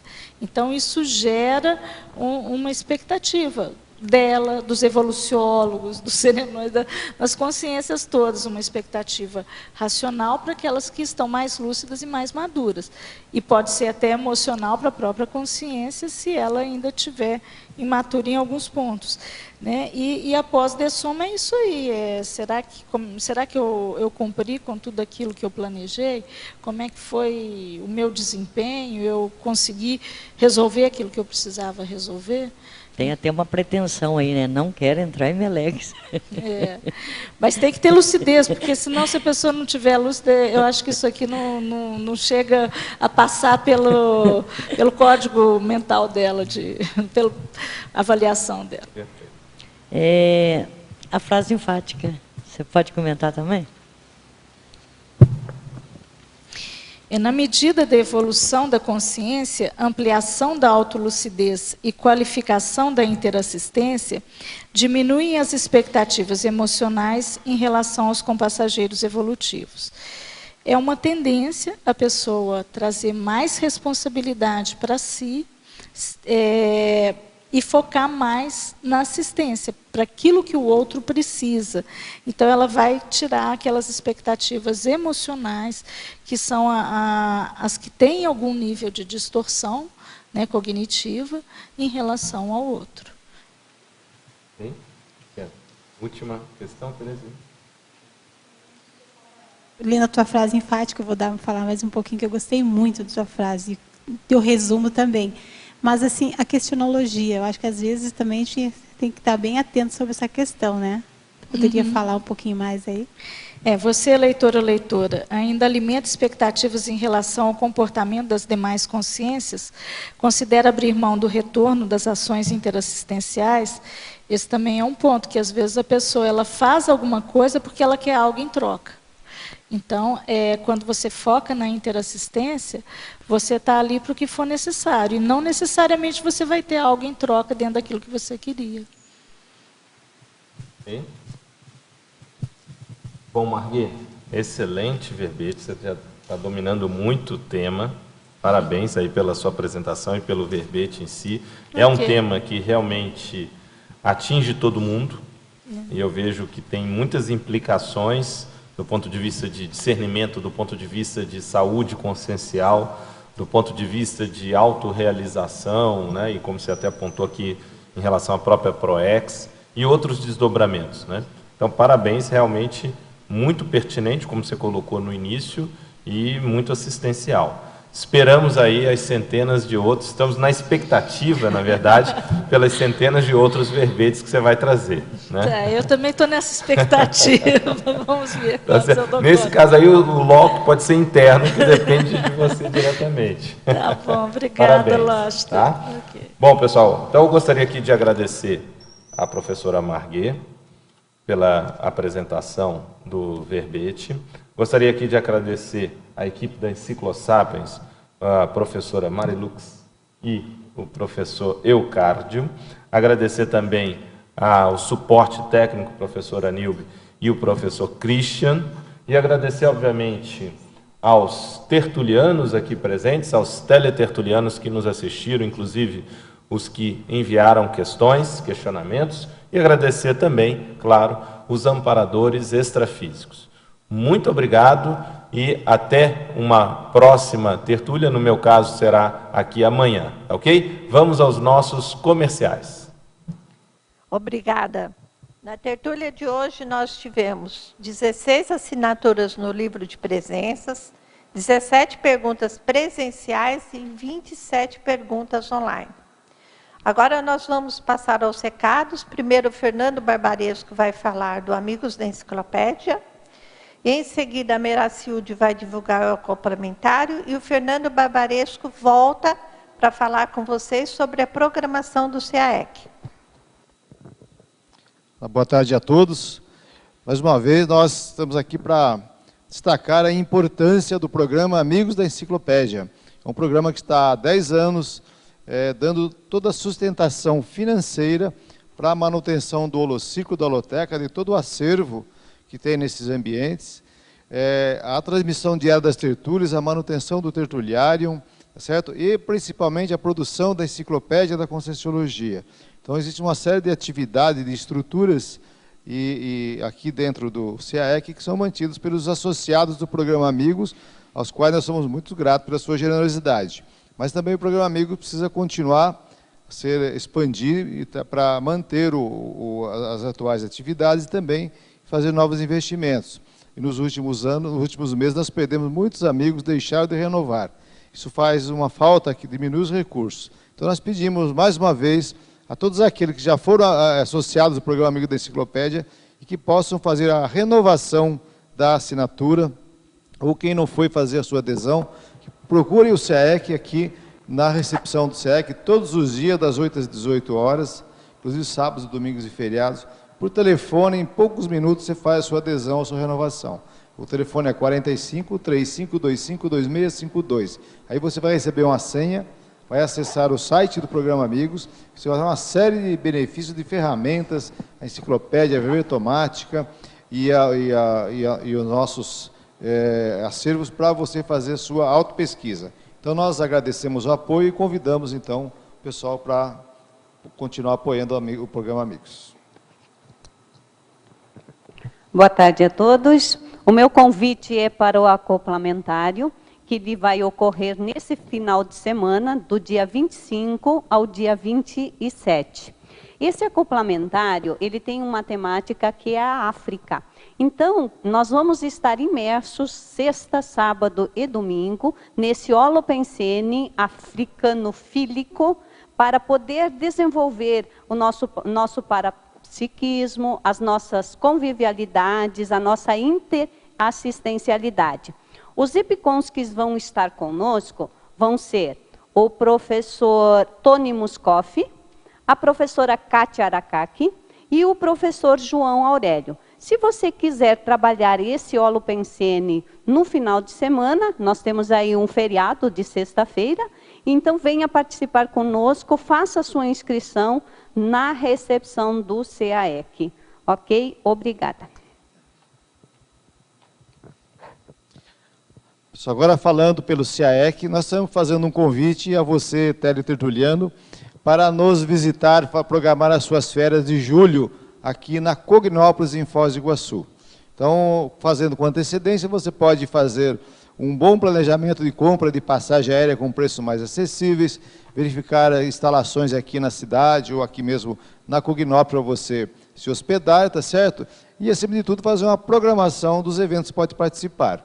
Então, além de visitar a cidade de Foz, as belezas naturais aqui, você pode, por exemplo, aproveitar uma programação intensa de eventos. Além de 21 dinâmicas semanais, 17 laboratórios de autoexperimentos que nós temos aqui, diariamente as tertúlias, temos o Holociclo Holoteca para fazer pesquisa todos os dias também à disposição, tudo gratuito isso aí.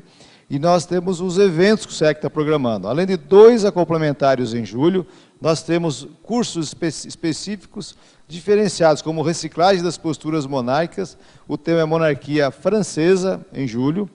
Temos a Natureza do Cosmos, é um grande evento promovido pela Holoteca. Temos o evento parecientífico dos Colégios Invisíveis, é uma semana. Temos o curso de campo do CAEC, aqui dentro do CAEC mesmo, que é o curso avançado em auto-mega euforização. E também o primeiro módulo da Escola de Parapsiquismo. Você entra no site www.caec.org.br, lá tem a agenda, você tem todos os eventos com as datas, os horários e os preços também. Podemos trabalhar todo esse pacote de eventos e também você se programar para vir visitar Foz do Iguaçu, e não só os eventos SEC, mas de todas as demais ICs que têm atividades aqui também na cidade de Foz do Iguaçu. Muito obrigado. Para amanhã nós teremos o verbete Coerência Infecciológica, da especialidade Infecciologia, com a verbetógrafa professora Sabrina Ginani. Obrigada a todos.